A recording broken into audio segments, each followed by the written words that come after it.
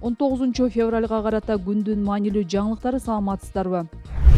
Жети Өгүздө 11 класстын окуучусу мектепте асылган абалда табылды. Ысык Көл облусунун Жети Өгүз районуна караштуу Барскоон айылында 11 класстагы кыз спорт залда асылган абалда табылды. Ысык Көл облустук милициясы окуя 5 февралда болгонун билдирди. Турникке асынып турган кызды дене тарбия мугалими тапкан. Алгач ал райондук ооруканага жеткирилип, кийин Бишкекке которулган. Бирок ал 14 февралда үзүлгөн. Бул боюнча өзүн өзү өлтүрүүгө жеткирүү беренеси менен иш козголуп, тиешелүү экспертизалар дайындалды. Учурда окуянын себептери такталууда. Милиция жана тиешелүү органдар окуучунун жакындары менен иш алып барып, тергөө амалдары жүрүүдө.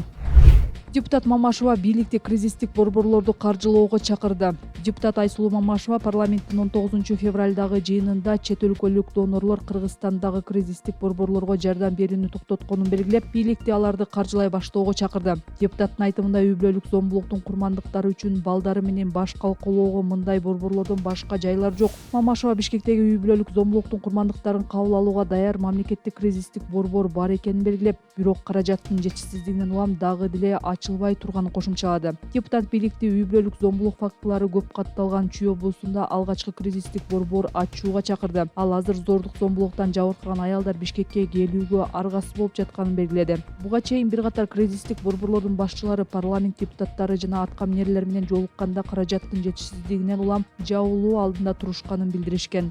Кризистик борборлор бул күн сайын зомбулуктан жабыркаган жүздөгөн аялдарга акысыз жардам көрсөтүп келген уюмдар. Алар зомбулук курмандыктарына психологиялык колдоо көрсөтүп, юридикалык жардам берип, убактылуу баш калкалай турган жай беришет. Үй бүлөлүк зомбулук өлкөдөгү эң олуттуу көйгөйлөрдүн бири. Жыл өткөн сайын үй бүлөлүк зомбулуктан жабыркагандардын саны өсүүдө. Алардын басымдуу бөлүгү аялдар.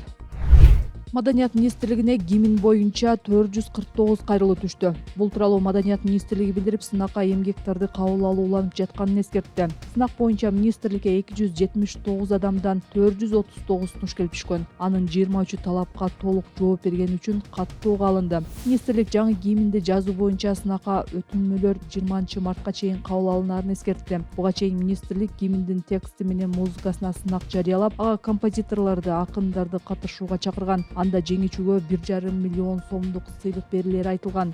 Гимнди өзгөртүү демилгеси парламент төрагасы Нурланбек Тургунбек уулуна таандык. Ал муну гимнде советтик калдыктар бар экени жана ырдоого татаал экени менен түшүндүргөн. Төрага өлкөнүн жаңы гимнин 2025 жылдын апрелине чейин кабыл алуу тапшырмасын берген. Бул үчүн депутаттык жана мекемелер аралык комиссиялар түзүлгөн. Мекемелер аралык комиссия депутаттарга жаңы гимндин 3 вариантын бериши керек. Эл өкүлдөрү алардын эң жакшысын тандап бекитет.